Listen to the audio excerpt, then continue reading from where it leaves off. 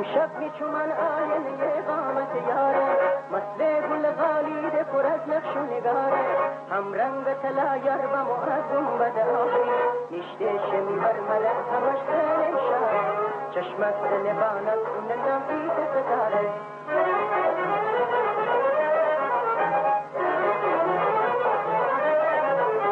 امشب میچومن بیداره تا وقت خروس ها، هر جفن درم چراغن شادی فراغن، تی خنده من ستره بر تیرمه ستن،